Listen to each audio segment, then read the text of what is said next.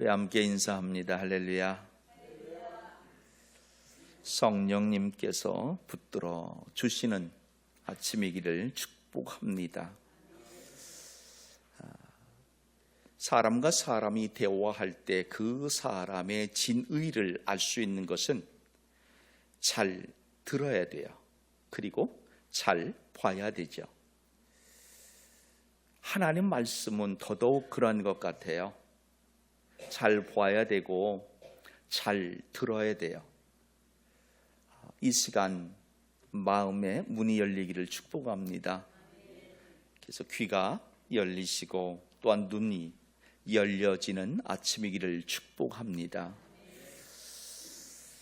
사람과 사람이 대화함에 있어서 때때로 같이 얼굴을 마주보며 이야기해도 그 말의 의미를 제대로 해석하기가 어려운 것이 우리 모습이거든요. 하물며 믿는 그리스도인된 우리가 하나님 말씀의 진의를 안다는 것, 그리고 그 말씀의 의미를 깨달아 말씀대로 순종하여 행할 수 있다는 것, 여러분, 이게 말씀을 전하는 저와 여러분에게 있어서 소망이기를 축복합니다. 어렵죠. 하나님의 말씀을 깨닫는 것이 정말 어렵습니다. 그렇기 때문에 행한다라고 하는 것은 더더욱 어려울 수밖에 없습니다. 창세기 3장 1절 말씀을 보세요.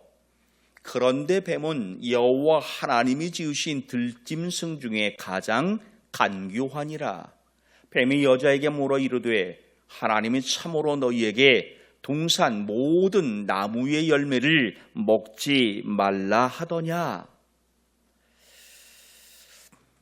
아담이 죄를 범한 이후 사람에게 죄가 들어왔어요.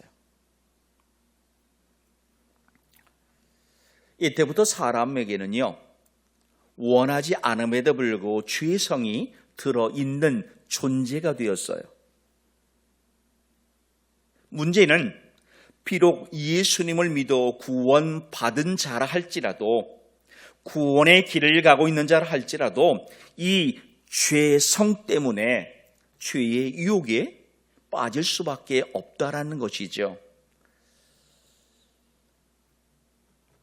사람이 실제로 살아가면서 삶의 자리에서 죄의 유혹에 흔들릴 때가 정말 많습니다. 그러한 때에 고민하죠. 그 고민이 정말 좋은 결론으로 갈 때도 있지만 때로는 이런 때도 있잖아요. 딱 한 번만. 그런데 그 딱 한 번만이 이후에 어떠한 결과를 가져옵니까? 이후에 하는 모든 일 가운데에 양심이 무너져 버리게 되는 것을 우리 스스로 경험하게 되지요. 사람 안에 있는 이 죄성을 깨닫지 못하고 욕심을 채우려고만 한다면 결국 우리는 점점 더 죄의 늪에 빠져들어갑니다. 그래서 심지어 나만이 아닌 다른 사람에게까지 큰 해를 입히게 되는 경우들을 우리가 경험합니다. 결국 사람은 하나님의 뜻을 완전히 이해하는 것, 그리고 그 뜻을 위하여 하나님 앞에 완전히 순종하는 그 행함이 절대 어렵다라고 하는 자기 인식, 자기 제한성을 인정해야만 합니다. 즉 우리는 불완전한 존재라는 것을 인정해야 한다는 말이에요. 그렇다면 우리는 스스로 이렇게 질문할 수가 있을 것 같아요. 그렇다면 사람은 태생적으로 죄의 성을 가지고 태어나기 때문에 하나님의 뜻을 완전히 이해할 수 없고, 따라서 하나님의 뜻에 완전히 순종하는 것은 어려운 존재인가라는 질문이죠. 여러분 어떻게 생각하십니까? 불완전함은 불완전한 행동, 불완전한 생각을 가져올 수밖에 없어요. 그런데 놀랍게도요, 세상에 단 한 분만은요, 하나님의 뜻을 완전히 이해하셨어요. 그리고 정말 하나님 마음에 흡족할 정도로 그렇게 완전한 순종의 모습을 보이셨어요. 누구십니까? 바로 하나님의 아들 예수 그리스도예요. 예수님은 당신이 아버지 되신 하나님으로부터 보냄을 받았다는 사실을 아셨어요. 그래서 사람들에게 예수님은 당신을 어떻게 소개합니까? 나는 아버지로부터 보냄을 받은 자라고 말씀하세요. 더 나아가 나는 행하는 모든 것이 아버지께서 말씀하신 그것만을 행한다, 이렇게 말씀하시고 있어요.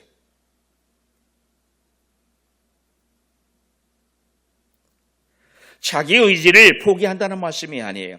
하나님이 오르시니까 당신을 보내신 이의 뜻이 옳기 때문에 자기의 의지를 하나님의 뜻에 복종한다는 말씀이죠. 사람은 누구나 세상에 오는 과정이 있어요. 오늘 우리는 사람으로 태어난 존재이기 때문에 앞서 말했듯이 사람의 성품을 가지고 있습니다. 그래서 오늘 본문 23절에서 예수님이 세상을 향해서 이렇게 말하네요. 너희는 아래에서 났다. 너희는 이 세상에 속하였다. 이렇게 말해요. 예수님 말씀하시는 이 말씀은 앞에서 말한 그 죄의 성질을 가지고 태어난 본래에 존재된 우리를 말씀하시고 있는 거예요. 죄의 유혹에 노출된 존재고 죄의 유혹에 절대 벗어날 수 없는 존재라는 의미가 여기 있는 것이죠. 세상에 속했기 때문에, 아래에서부터 났기 때문에 불완전함의 결과, 유혹에 노출되고 유혹을 이기지 못할 때가 있다는 것이에요. 결국 사람은 죄에 넘어질 수밖에 없는 존재인 거지요. 그리고 그 죄로 인해 죽을 운명인 겁니다. 그런데 예수님은 어떠한 분이십니까? 그 23절 안에서 또 이렇게 말씀하시고 있어요.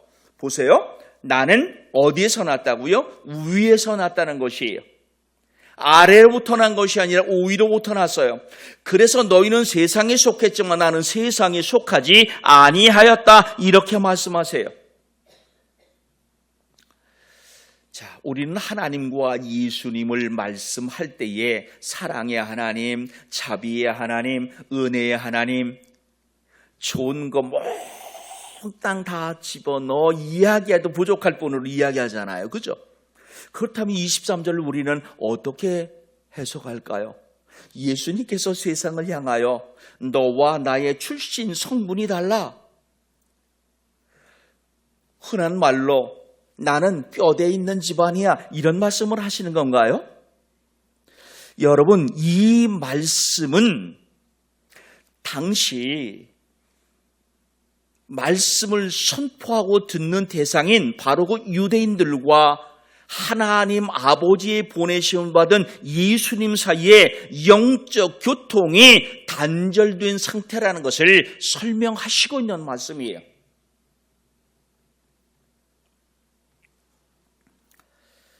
저들은 죄에 물들어 있어요. 그런데 하나님은 거룩하세요. 따라서 예수님도 거룩하세요.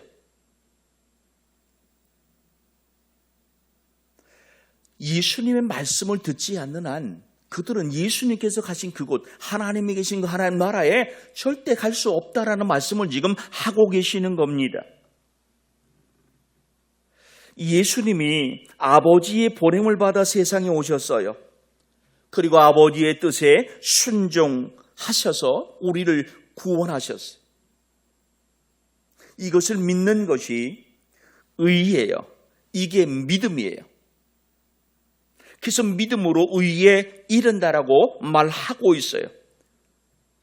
결국 예수님을 믿는 것과 믿지 않는 것, 이게 죄를 바라보는 시선이 되어야 된다는 것이죠. 여러분, 요한복음 16장 9절에서 예수님은 죄를 이렇게 정의 내리고 있어요. 같이 한번 읽어요. 죄에 대하여라 함은 그들이 나를 믿지 아니함이요. 아멘. 예수님을 믿지 않는 것이 죄라는 것이에요. 예수님을 믿지 않는다라고 하는 이 말을 조금 더 깊이 묵상해 보니까 예수님을 보내신 하나님 아버지를 믿지 않는 것과 다르지 않은 것이기 때문이에요. 그래서 죄라 이렇게 말씀하고 있는 겁니다. 그런 예수님이기 때문에 예수님은 예수님의 말씀을 본질적으로 거부하려고 하는 이들, 본능적으로 외면하라고 하는 이들에게 무섭게 책망하시고 있어요. 24절 말씀에서 이렇게 말하잖아요. 내가 너희에게 말하기를 너희가 너희 죄 가운데서 죽으리라 하였노라. 너희가 만일 내가 그인 줄 믿지 아니하면 너희 죄 가운데서 죽으리라. 이 말씀의 의미는 무엇입니까? 세상에 속하지 말라라는 것이에요. 아버지께 속하라는 거예요. 세상의 구원이 아니라 하나님 아버지께 구원이 있다는 말씀이에요. 그것이 의로움이고 우리가 살아날 길이라고 말씀하시고 있는 거예요.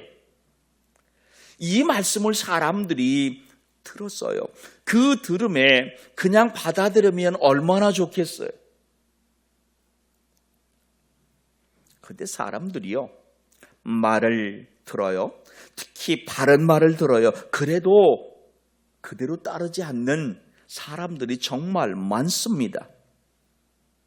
심지어 사람은 옳은 말을 외면하고도 자기가 바르게 하겠다고 우겨요. 자기 스스로 그릇된 행위들, 그릇된 생각에 정당성을 부여하는 거예요. 예수님 당시 사람들이 그랬어요. 그래서 예수님께 뭐라고 말씀하고 있습니까? 25절 상반절에 보니까 내가 누구냐? 이렇게 말하고 있어요. 사람들이 왜 예수님께 내가 누구냐? 이렇게 말하고 있는 걸까요? 예수님이 말씀하시는 그 말을 거부하기 위한 이유를 찾으려 하기 때문인 거죠. 예수님 질문에 대하여 이미 그들이 가지고 있는 생각이 있거든요. 그 생각에 맞지 않으면 그 말씀을 거부하려는 거예요. 심지어 말하는 당사자인 그 예수님을 해치려고까지 할 것입니다.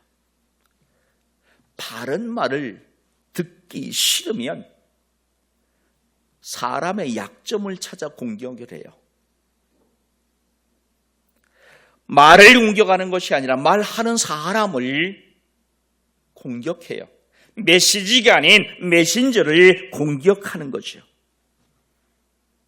이때 예수님은 그들을 향해서 당신의 존재를 이렇게 설명합니다. 25절 하반절에 보니까 놀라울 말씀을 하세요. 나는 처음부터 너희에게 말하여 온 자니라.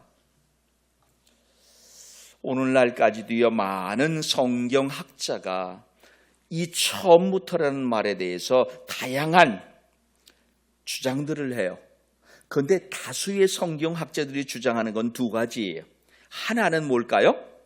당신의 존재를 처음부터 말한 존재라고 할 때에 바로 구약의 그 선지자들에 의해서 계시된 바로 그분. 또 하나는 세상에 오신 예수님이 당신을 소개하시고 계세요. 바로 내가 일찍이 소개한 그가 바로 나라는 거예요. 나는 나다, 에고 에이미. 이 말을 하고 계시는 거예요. 예수님은 위로부터 오셨어요. 하늘 지혜를 가지신 분이에요. 사람을 바르게 판단하실 수 있어요. 근데 사람은 세상으로부터 왔어요. 아래에서 났어요. 누구를 판단하려 하지만 그 판단이 옳지 않을 때가 정말 많아요. 그래서 예수님 스스로가 뭐라고 말해요? 비판하지 말라. 내가 비판하는 그 비판으로 내가 비판받을 것이다 라고 마태복음 7장에서 말씀하세요.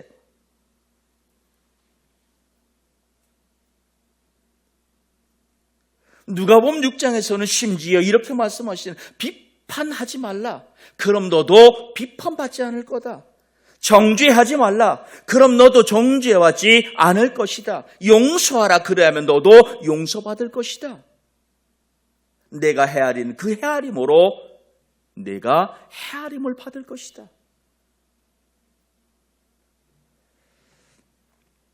누가복음 6장 30절 38절에서 예수님 말씀하시고 계세요. 마태복음 7장과 누가복음 6장에서 말씀하시고 이 말씀의 의미를 한번 돌아보십시오. 사실 사람은요, 이미 죄성을 가지고 태어난 존재라고 그랬잖아요. 완전하지 않은 존재예요. 그러니까 그 행함 또한 완전할 수가 없는 겁니다. 그런 완전하지 않은 존재가 완전함으로 가기 위해서 필요한 것이 있어요. 그게 바로 예수 그리스도를 믿음이에요. 그 예수 그리스도는 하나님 아버지로부터 보냄을 받은 자예요. 그분이 오직 하나님 말씀을 전해요. 가르쳐 주신 대로만 전해요. 사람은 비판받을 존재지 비판할 존재가 아니라는 말씀이잖아요. 판단받을 존재지 판단할 존재가 아니라는 거예요. 여러분, 이런 말씀을 할 사람, 그래서 25절, 26절의 말씀을 볼까요? 이렇게 말씀하시고 있잖아요. 내가 너희에 대하여 말하고 판단할 것이 많으나 나를 보내신 이가 참되심에 내가 그에게 들은 그것을 세상에 말하노라. 우리는 판단의 위치에 선 존재가 아니에요. 그런데 예수님은 판단의 위치에 서신 분이에요. 그런데도 판단하지 않겠다고 말씀하세요. 그리고 그것이 우선이 아닌 하나님께서 주신 그 사명, 그 전하라고 하는 말씀에 집중하겠다라고 말씀하시고 있는 거예요. 아버지에게 들은 것, 참되신 아버지에게 들은 이것이 뭐예요? 이게 바로 하늘나라 복음임을 믿으시기 바랍니다. 그러니까 참되신 아버지의 말씀을 들을 수 있는 사람이 누굴까요? 아들인 예수님밖에 없는 거예요. 결국 이 26절의 말씀은 사람을 향하여 내가 누구라고 얘기하고 있는 거예요. 내가 바로 메시아라고 말씀하고 있는 거예요. 그리스도인 된 우리 또한 때때로 결정하고 판단해야 될 때가 있거든요. 비난과 비판의 위치에 서야 될 때가 있거든요. 이러한 때에 하나님 말씀을 집중하시길 부탁합니다. 말씀에 견주어 상황을 이끌어 가시는 여러분의 모습이기를 축복합니다. 오늘 예수님은요, 당신을 보내신 그분이 참되다고 말씀하시고 있어요. 그런데 예수님 말씀을 들은 사람들은요, 예수님이 말씀하시는 이 아버지가 누군지를 몰라요. 그렇게 앞에서 설명하고 계신데도 불구하고 27절에서 보세요. 그들은 아버지를 가리켜 말씀하신 줄 깨닫지 못하더라. 이렇게 말해요.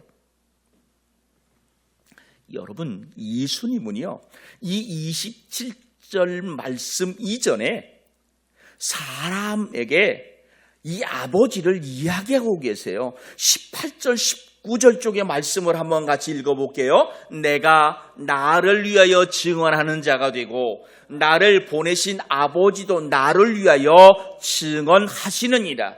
이에 그들이 묻되 내 아버지가 어디 있느냐? 예수께서 대답하시되 너희는 나를 알지 못하고 내 아버지도 알지 못하는도다. 나를 알았더라면 내 아버지도 알았으리라. 아멘. 26절에서 나를 보내신 그 참되신 그분, 바로 하나님 아버지를 가리키는 말씀이거든요. 그런데 그들이 그 말씀의 의미를 깨닫지를 못한 겁니다. 결국 예수님이 말씀하시는 그 의미를 깨닫지 못했다는 것은 메시아라고 당신을 소개하는 그 소개를 모른 거예요. 예수님 메시아인 줄을 모르는 거예요. 이 정도로 당시 유대인들이 영적으로 눈이 가려져 있던 거예요. 귀가 닫혀져 있던 거예요. 마음이 열려져 있는 것이 아니라 꽁꽁 싸매어져 있던 겁니다. 죄성에 사로잡히면 깨닫지 못해요. 고정관념에 사로잡히면 아무리 좋은 말씀이 선포되어도 들어가지 못해요. 그 의미를 깨닫지 못합니다. 사람들이 그렇게 귀를 닫았어요. 눈을 감아버렸어요. 마음을 꽉 닫아놨어요. 이때 예수님은요, 당신의 들림을 말씀하고 계세요. 28절에서 이렇게 말합니다. 너희가 인자를 든 후에 내가 그인 줄 알 것이다. 지금 그렇게 하나님 아버지, 참되신 하나님 아버지를 이야기해요. 내가 아버지 하나님의 아들 메시아라고 이야기하는데 먹지를 못해요. 알아듣지를 못하는 거예요. 그들을 향해서 이렇게 말씀하시는 겁니다. 너희들이 지금은 모르나 알 때가 올 것이다. 내 말에 진의를 알 때가 올 것이다. 그러면서 이렇게 말합니다. 후에 내가 그인 줄 알고 또 내가 스스로 아무것도 아니하고 오직 아버지께서 가르친 대로 이런 것을 말하는 줄 알 것이다. 이 말씀을 하신 목적이 무엇입니까? 하나님과 당신이 부자 관계임을 알게 하시는 거죠. 이것을 유대인들에게 깨닫게 하시려는 의도를 가지고 계세요. 그들이 언제 깨닫게 됩니까? 예수님께서 십자가에 죽임 당하신 후에, 그들이 스스로 예수님을 못 박은 후에 놀랍게도 그들 스스로 그분이 메시아였다고 고백하게 되는 상황을 맞게 될 거라는 말입니다. 여러분, 우리말 중에 이런 말이 있잖아요. 제 발등에 자기 스스로 찍는다라는 말이 있어요. 제 발등을 제가 찍는다는 말이 있어요. 지금 유대인의 상황이 그래요. 제 발등을 자기가 찍었어요. 그러면서도 몰라요.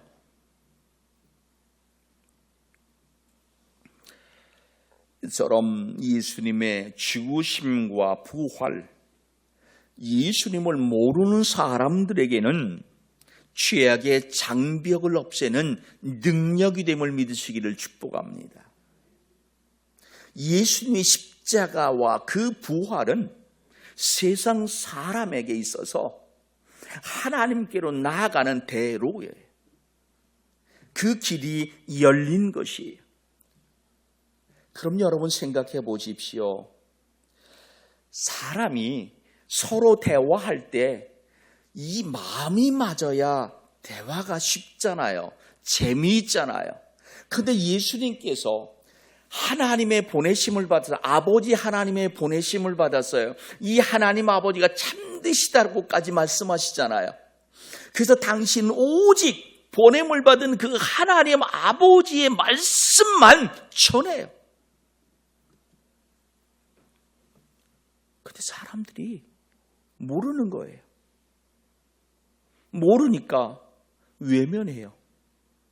심지어 따돌림해요. 심지어 해치려 해요.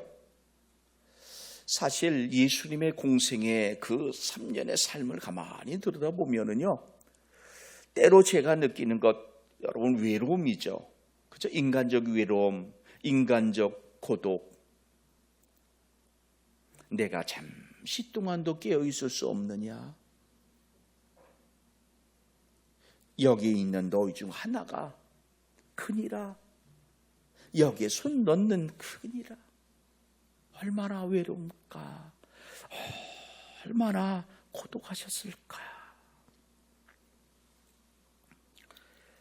그런데 예수님은 그럼에도 그 사명을 감당하시고 있어요. 무엇이 예수님으로 하여금 그 힘을 잃지 않게 하셨을까요? 우리가 세상에서 하나님의 사람으로 살아가는 데 있어서 때로는 그 바른 길을 가매 사람들이 우리를 외면해요. 우리를 왕따시켜요. 이유 없이 손가락질해요. 비난하고 비판해요. 없는 죄를 뒤집어 씌워요. 여러분은 어떻게 해야 할까요? 29절에서 그 위로의 답을 찾기를 축복합니다. 같이 한번 읽어보겠습니다. 나를 보내신 이가 나와 함께 하시도다. 나는 항상 그가 기뻐하시는 일을 행함으로 나를 혼자 두지 아니하셨느니라. 아멘. 이 말씀 가운데 정말 중요한 말이 뭐예요? 나는 혼자가 아니라는 것이에요. 하나님이 함께 하신다는 거예요. 근데 하나님이 함께 하실 만한 이유가 있어요. 왜요? 내가 그분이 기뻐하실 만한 일을 하기 때문이라는 것이에요. 오늘 여러분이 혼자가 아님을 믿으시길 바랍니다. 아니요. 오늘 여러분이 혼자가 아니기를 축복합니다. 하나님이 함께 하시기를 축복합니다. 하나님이 기뻐하시는 그 일을 함으로써 당시 유대인들은요, 마음이 정말 완악해요. 그래서 22절에 뭐라고 말하고 있어요? 이렇게 말하잖아요. 내가 가는 곳에는 너희가 오지 못하리라 하니 그가 자결하려는가? 네. 예수님 말을 깨닫지 못하니까. 그리고 우리가 조금 전 모았던 25절 상반절에서 뭐라고 말해요? 네가 누구냐? 왜 하나님이 예수님과 같이 하셨을까요? 하나님이 기뻐하시는 일을 항상 하실 수 있는 분이 아들 되신 예수님밖에 없었기 때문이죠. 제자들이 아들이신 예수님을 오해할 때가 있었어요. 그때 아버지이신 이 하나님은요, 하늘 음성을 들려주세요. 마태복음 3장 17절에 보니까 하늘로부터 소리가 있어 말씀하시되 이는 내 사랑하는 아들이요 내 기뻐하는 자라. 하나님이 아들 되신 예수님의 존재와 권위를 확인시켜 주셨어요. 사명을 감당함에 있어서 예수님은 항상 아버지가 함께 계심을 인식하고 있어요. 그는 아버지께 받은 사명대로 아들로서 이것을 기뻐 감당해요.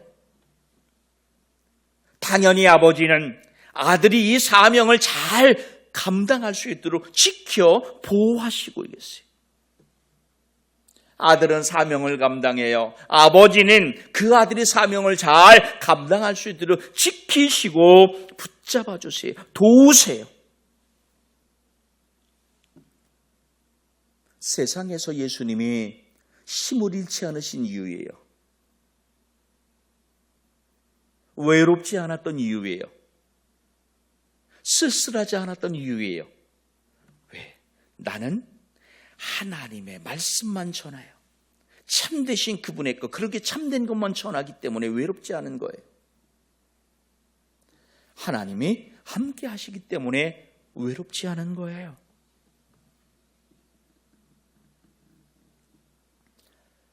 이 말씀을 하실 때 많은 믿는 이들이 생겨났다고 성경은 30절에서 말하고 있어요. 많은 사람이 믿더라. 저와 여러분에게 있었던 예수, 이분이 구주, 구원의 주이심을 믿으시길 부탁합니다. 아버지의 뜻에 따라 세상에 보내심을 받은 분임을 믿으시기 바랍니다. 오직 아버지의 말씀을 전하고 아버지의 뜻대로 행하신 분인 것을 믿으시기 바랍니다. 아버지가 그와 함께 하세요. 그와 더불어 구원을 행하세요. 예수님은 사명자의 길을 우리에게 보여주시고 있는 거예요. 오늘 우리는 완전하지 못한 존재라고 그랬어요. 어떻게 우리가 예수님처럼 그 사명자의 길을 걸어갈 수 있을까요? 위로부터 나시님에도 불구하고 하나님이 함께 하셨어요. 오늘 우리는 세상으로부터 났어요. 어떻게 감당할 수 있을까요? 세상 끝날까지 내가 너와 함께 하리라. 예수님이 동행하심을 믿으시길 바랍니다. 성령님이 함께 하고 계심을 믿으시기를 축원합니다. 오늘 우리가 사명자입니다. 세상으로부터 났지만 하나님은 우리에게 예수님이 하신 그 일을 감당하라 말씀하세요. 그런데 그 짐은 가볍대요. 무겁지 않대요. 함께 하시기 때문인 거죠. 사랑하는 여러분, 이 시간 예수님의 말씀을 우리가 듣고 있어요. 하나님의 말씀을 듣고 있어요. 그 말씀에 믿지 않으려는 이유를 대지 마시기를 부탁합니다. 변명을 만들지 마시기를 부탁합니다. 믿음의 길을 선택하시기를 축복합니다. 기도하겠습니다. 하나님, 오늘도 우리가 믿음의 길 걷게 하심을 감사합니다. 세상 가운데 걸어감이 외롭지 않게 하시옵소서. 참되신 하나님 아버지가 예수님과 함께 하셨듯 오늘 우리가 걸어가는 믿음의 길 또한 우리 예수님 함께 걸어감을 믿게 하시옵소서.